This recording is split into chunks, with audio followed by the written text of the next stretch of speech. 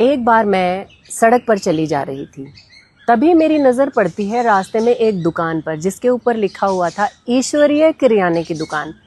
ऐसा अजीब नाम पढ़कर मुझे बड़ी उत्सुकता हुई कि ये क्या है। मैं उस दुकान के अंदर जाना चाहती थी और देखना चाहती थी कि वहाँ पर ऐसा क्या है। जैसे ही मैंने ये सोचा, उस दुकान के दरवाजे अपने आप खुल गए और मैं दुकान के बीच में खड़ी थी।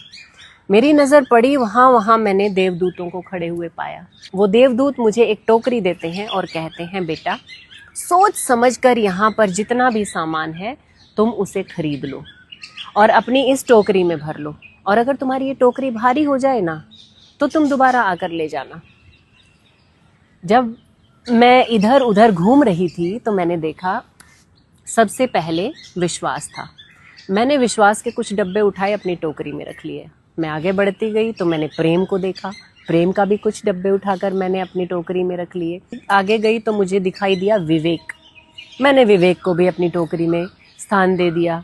और मैं आगे बढ़ी तो मुझे दिखाई दिया वहाँ पर सहनशीलता थी, मैंने सहनशीलता को भी अपनी टोकरी में जगह दे दी। मैं आगे बढ़ी तो मुझे पवित्रता नज़र आई। अब पवित्रता को कैसे छोड़ा जा सकता है ना, मैंने उसे भी ले लिया। मैं और आगे बढ़ती हूँ तो मुझे वहाँ पर हिम्मत दिखाई दी। मैंने सोचा जीवन जीने के लिए तो हिम्मत की बहुत ज़रूरत पड़ती है, इसलिए मैंने हिम्मत को भी फटाफट वहाँ से उठाया और अपने टोकरी में डाल लिया। जब मैं आगे बढ़ रही थी तो मैंने देखा वहाँ पर खूब सारे डब्बे शांति, संगीत और गीतों के भरे पड़े थे। मैंने उनको भी उठाकर अपनी टोकरी में डाल लिया। अब मैं जैसे ही काउंटर की तरफ बढ़ रही थी तो वहाँ पर मुझे अचानक से प्रार्थना नज़र आई, तो मैंने प्रार्थना का भी एक डब्बा उठाया और अपनी टोकरी में रख लिया, क्योंकि मैंने ये सोचा कि इतने सारे गुण होने के बाद भी, इतना कुछ होने के बाद भी, अगर कभी मुझसे कोई गलती हो जाए तो मैं भगवान से प्रार्थना करूँगी कि मुझे क्षमा कर दे। मैंने वो सारा सामान जो अपनी टोकरी में डाला था उसे लेकर मैं काउंटर पर गई। तो वहाँ पर मैंने देवदूत से पूछा कि इनका पैसा कैसे चुकाना है।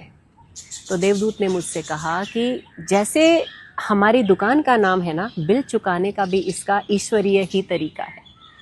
तुम इस सामान को ले जाओ और लोगों में जितना हो सके बांटना और लुटाना, समझ लेना कि तुम्हारा बिल अदा हो गया। तो जैसे इस टोकरी में इतना सामान भरा है ना, ऐसे ही इस दुनिया में बहुत सारे ऐसे लोग हैं जिनके अंदर ये सारे गुण होते हैं, और जैसे जैसे उनकी टोकरी हल्की होती जाती है वो फिर से सत्संग में जाते हैं और अपनी टोकरी को भर कर ले आते हैं। मेरी तभी अचानक से आँख खुल गई।